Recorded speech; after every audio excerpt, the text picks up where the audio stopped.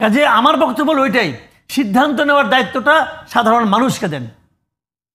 সিদ্ধান্ত নেওয়ার দায়িত্ব সাধারণ, আপনি সিদ্ধান্ত নেওয়ার কে? আপনি কে রে ভাই? আপনি কে সিদ্ধান্ত নেওয়ার? আপনি কি এই ব্যাপারে সিদ্ধান্ত নেওয়ার জন্য আপনি কি কেউ পুরো দেশের মানুষ আপনাকে দায়িত্ব দিয়েছে? আমরা সবাই মিলে দায়িত্ব দিলাম, তুমি সিদ্ধান্ত নাও। কে সিদ্ধান্ত নিচ্ছেন? আপনি আপনি জনগণের কাছে ছেড়ে দেন, জনগণ সিদ্ধান্ত নেবে। জনগণ যদি আওয়ামী লীগকে ভোট না দেয়, আওয়ামী লীগ যদি আগামী ইলেকশনে মাত্র 10টা আসন পায়, তাহলে আওয়ামী লীগ নিজেই বুঝবে তাদের কর্মকাণ্ডকে জনগণ কিভাবে মূল্যায়ন করতেছে। এটা তো আপনার বলার দরকার নেই, আপনি জনগণকে বলেন। যত আপনি করতেছেন এই কাজগুলো, এই ধরনের কাজগুলো, তত কিন্তু ওই দলটা জনপ্রিয়তা বাড়তেছে। বঙ্গবন্ধু এই জাতির মহানায়ক, আমাদের স্বাধীনতার মহানায়ক। আপনি আপনি বলেন আমাকে তুমি বঙ্গবন্ধুর নাম নিবা না, তাতে কি বঙ্গবন্ধু আমার হৃদয়ে থাকবে না? কেউ বলছে যে আওয়ামী লীগের সবাই দোষী না, আবার বলছে আওয়ামী লীগ দল হিসেবে, আদর্শ হিসেবে এই ফেসিবাদের দোষে দুষ্ট। এই বিষয়গুলো নিয়ে আমরা আলোচনা করব। আলোচনায় আমাদের সাথে দুজন অতিথি উপস্থিত আছেন। প্রথমজন মাসুদ কামাল, সিনিয়র সাংবাদিক, দ্বিতীয়জন আশরাফ কায়সার, সিনিয়র সাংবাদিক। আপনাদের দুজনকেই আমাদের স্টুডিওতে স্বাগত। শুরু করব মাসুদ ভাই আপনাকে দিয়ে।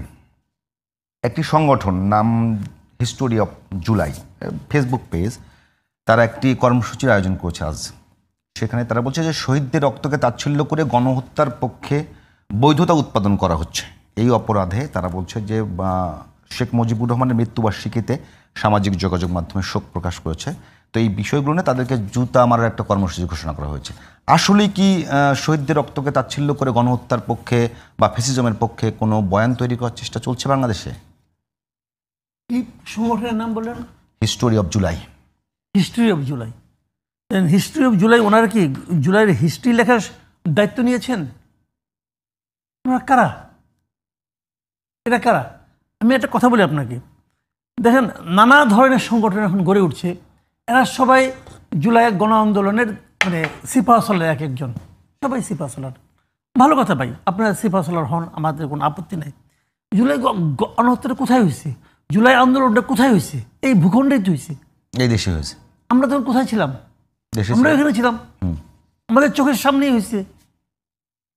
তো এখন যাদের অপরাধ, আজকে অপরাধ থেকে যে 15 আগস্ট উপলক্ষে এরা অনেকে শোক প্রকাশ করছে ফেসবুকে, অমুক জায়গায় তমুক জায়গায়। এই যে তাদের অপরাধ। তো 15 আগস্টে শোক প্রকাশ করলে সমস্যাটা কি? 15 আগস্টে শোক প্রকাশ করলে পরে সেইটা ফ্যাসিবাদের সঙ্গে কিভাবে কি হয়, সংশ্লিষ্ট হয়, এটা আমার বোঝান তো ভাই, এটা আমার বোঝান। 15 আগস্ট কি হয়েছিল? ওই দিন কি ফ্যাসিবাদের জন্ম হয়েছিল? বাংলাদেশের রাষ্ট্রনায়কের সপরিবার হত্যা করা হয়েছে। তাদের বক্তব্য অনুযায়ী তারা বলছে যে 15 আগস্ট শুধু মানে একটা নৃশংস ঘটনা, সেটা কেউ বলছে ওই দিন একটা ফ্যাসিজমের পতন হয়েছে। তারা বঙ্গবন্ধু শাসন, তাদের বক্তব্য। আসেন আমার সঙ্গে তাদের বসতে বলেন, আসেন বসি, ওনারা প্রমাণ করুক কিভাবে পতনটা ঘটলো। পতন ঘটানোর 20টা পদ্ধতি আছে। তো ওই ফ্যাসিবাদের সঙ্গে শেখ রাসেলের কি সম্পর্ক ছিল? তাকে মারলেন কোন আপনি? সে কি বন্দুক দিয়ে আপনাকে মারতে আসছিল? ওই ঘটনার সঙ্গে সুলতানা কামালের কি সম্পর্ক ছিল বলেন? ওই লোকগুলো কি হিরো যারা তাদেরকে মারছে?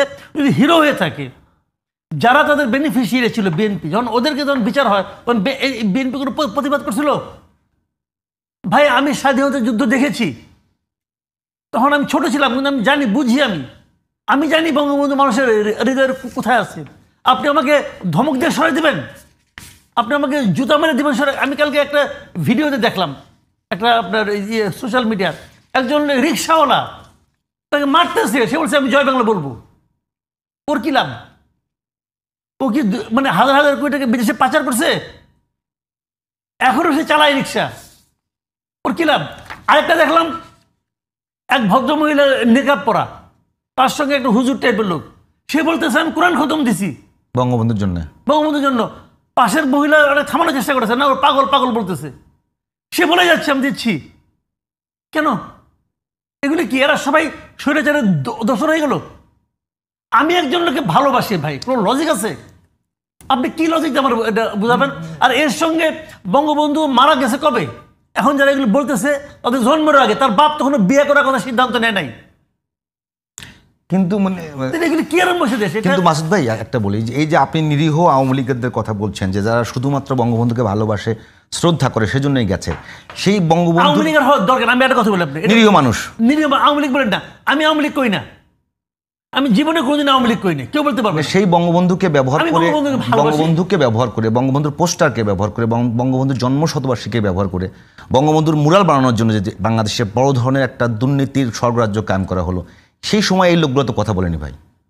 কোন লোকগুলো কথা বলে নাই? যে লোকগুলো এখন ইয়ে করছে, তাদের পক্ষ থেকে একটা দাবি কেউ কথা বলে নাই। আমি বলি আপনাকে, শুনেন, গত 15 বছর এই জুন মাসে আন্দোলনটা স্টার্ট হলো, জুন, জুলাই, আগস্ট। এর আগে এদের আন্দোলন কই ছিল? এর আগে এদের কণ্ঠস্বর কোথায় ছিল? সার্জিস তখন কি করছে? জুলাই মাসের আগে সার্জিস কি করছে? সার্জিস না, এইটা তো আমাদের সার্জিস না, মানে দল আওয়ামী লীগ হিসেবে, দল আওয়ামী লীগ, আমরা বলছি ভালো আওয়ামী লীগ। একটু ভাইয়ের কাছে শুনে আসি।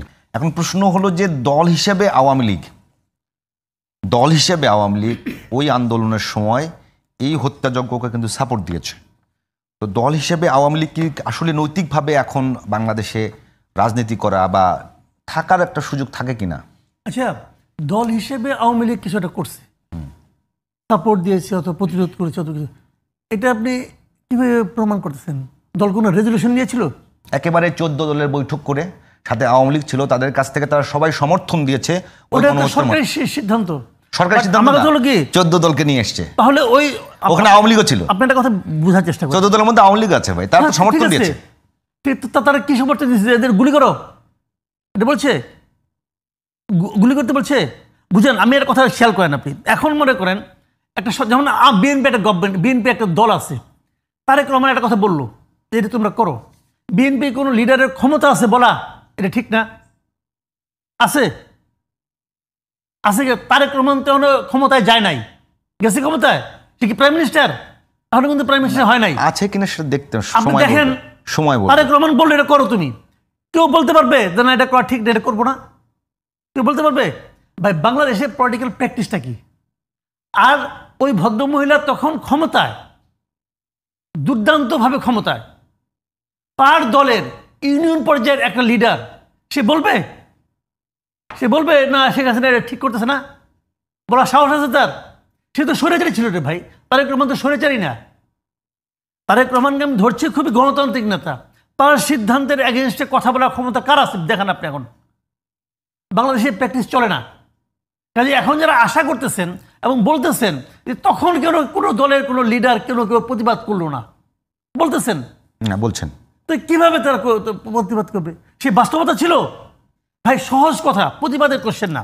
কোশ্চেনটা হলো যে যে অপরাধ করছে আপনারা খুঁজেন না, সংখ্যা একদম কম হবে না, সংখ্যা একদম কম হবে না। আমি আপনাকে সহজ একটা হিসাব শিখাই দিই।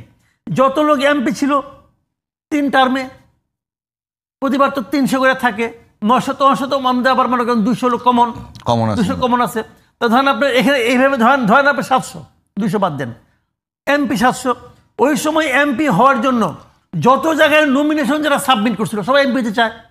ধরেন একটা আসনে 20 জন করে চাইছে, তাহলে 14,000 ধরেন আপনি, 14,000 আর এই 700। সেন্ট্রাল কমিটি এই 14 বছরে যতবার, এর মধ্যে 2বার সেন্ট্রাল কমিটি হয়েছে, সেন্ট্রাল কমিটিতে যত লোক ছিল সবটিকে ধরেন আরো 10,000। জেলা কমিটিতে যা ছিল সব ধরেন, জেলা কমিটির সদস্য পর্যন্ত সব খারাপ ধরলেন আপনি। উপজেলা কমিটি ধরেন, ইউনিয়ন কমিটি ধরেন না ভাই, আমার তাও কোনো আপত্তি নাই। ওই কমিটিতে যারা ছিল সব খারাপ। এর বাইরে কি আওয়ামী লীগ নাই? এর বাইরে কি নৌকায় ভোট দেয় এমন লোক নাই? আছে তো। তাহলে যখন আপনি দল হিসাবে এই সিদ্ধান্তটাকে খারাপ বলবেন, তখন এর বাইরে যারা আছে তাদের অবস্থানটা কি? তাদের জন্য আপনি কি বলবেন? তাদের ফাঁসিয়ে দিবেন? আপনি এক কাজ করেন, সহজ বুদ্ধি শিখাই দিই। সবাই মিলে একটা সিদ্ধান্ত নেন যে আওয়ামী লীগের আসলে কে কে ভোট দেয়, সব একটা তালিকা করেন, তাদের সবার নাগরিকত্ব খারিজ করে। আমি কি একটা মত দেবো এখানে?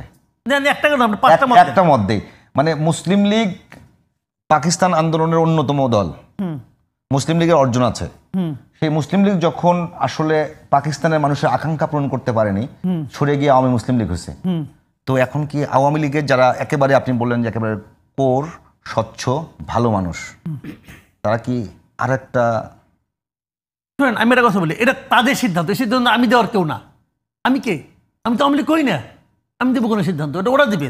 আমার কথা হলো কি, মুসলিম লীগ ছিল, মুসলিম লীগ অনেক কিছু করছে, তারপরে এখন মুসলিম লীগ কোথায়? নাই হয়ে গেছে। মুসলিম লীগ কিন্তু আছে বাংলাদেশে, আছে কিন্তু, কিন্তু মুসলিম লীগ এখন কোথাও আছে? এখন এটা কি কোনো মুসলিম লীগ কি কোনো ফ্যাক্টর বাংলাদেশে এখন পলিটিক্সে? না। কে তাকে মুসলিম লীগরে গুরুত্বহীন বানাই দিল? কে বানাইছে? কোনো আইন না, সাধারণ মানুষ।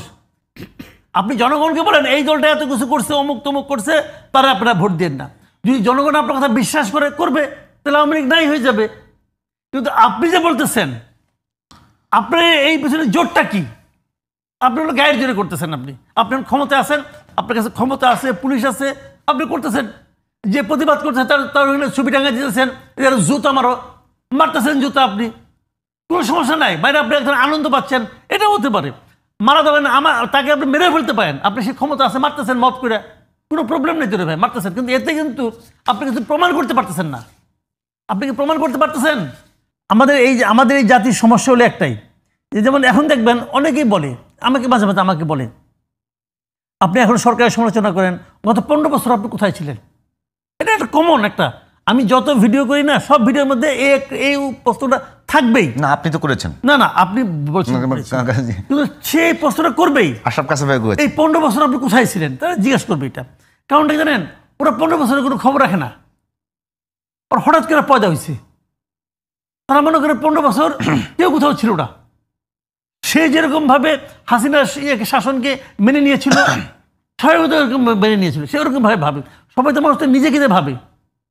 15 বছর কোথাও থাকার দরকার নেই তোরে ভাই। আমি ছিলাম বলে এটা ইম্পর্টেন্ট ব্যাপার না। কিন্তু 15 বছর নাহিদ ইসলাম কোথায় ছিল? 15 বছর মাহফুজুল আলম কোথায় ছিল? 15 বছর আসিফ আহমদ সজীব ভুঁইয়া কোথায় ছিল? 15 বছর ডক্টর ইউনূস কোথায় ছিল? 15 বছরে ডক্টর ইউনূস নিজের মামলা ছাড়া অন্য কোনো ইস্যুতে শেখ হাসিনা কোনো সমালোচনা করে নাই। নিজের মামলা মানে কি, উনি কিভাবে ক্ষতিগ্রস্ত হচ্ছেন, ওনারা কিভাবে টর্চার করছে, উনি খালি এই কাহিনী বলতেন। শেষের দিকে 2-1 দিন এসে কি দেওদানা নাকি দেবদেবীর কথা বলছে 2-1 দিন, তাও সেটাও কিন্তু সামগ্রিক ভাবে না। তো 15 বছর এরা সবাই কোথায় ছিল? 15 বছর কোথায় ছিল এটা বলেন না, এটা বলা উচিত না। আমি ছিলাম কি না ছিলাম এটাও আমি বলতে চাই না, এটা বলবো কেন?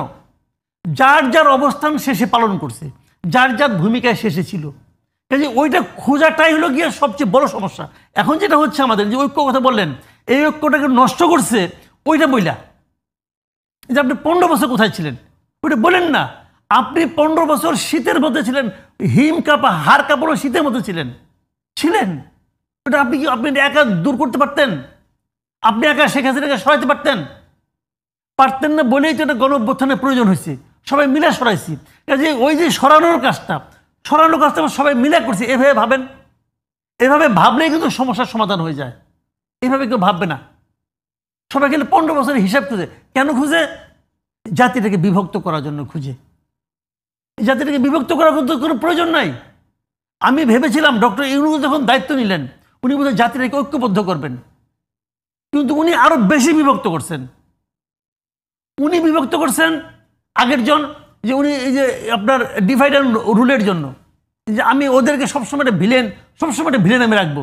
বিএনপি তারা হলো সন্ত্রাসী দল, সে জিয়াউর রহমান সে ISIর চর, এগুলি বলে ওদেরকে আলাদা করে দিচ্ছে, যে স্বাধীনতা আছে চেতনা বলে ওটাকে বিভক্ত করছে, কোটা করছে, অমুক করে তমুক করছে। তো এরাও তো তাই করতেছে, আরেক চেতনা নিয়ে আসছে, এখানেও তারা কোটা শুরু করছে। একই তো কথা। এটা তো আমরা চাই নাই। আপনি ওটা করেন, জাতিকে ঐক্যবদ্ধ করেন, যার যা শাস্তি, যার যা প্রাপ্য সেটা আইনগতভাবে আপনি দেন তাদেরকে।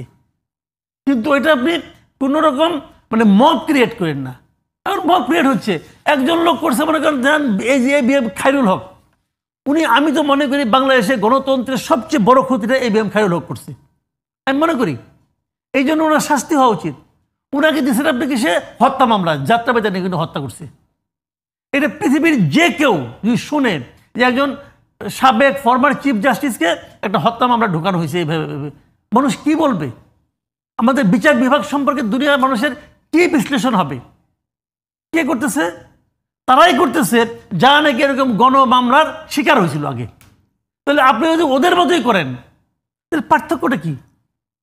তাহলে আপনি ওদের মতোই হয়েছেন। এটা তো আমরা চাই নাই। আপনারা সিস্টেমেটিক হতে আসেন।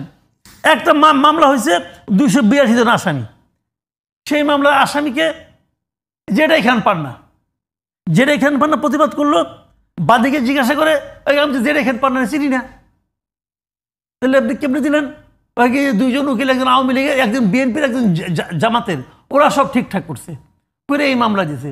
পরিচয় হলো, উনি আবার অ্যাপ্লিকেশন দিলেন, দিয়ে উনি জেডাই খান পান্নার নামটা প্রত্যাহার করে নিলেন।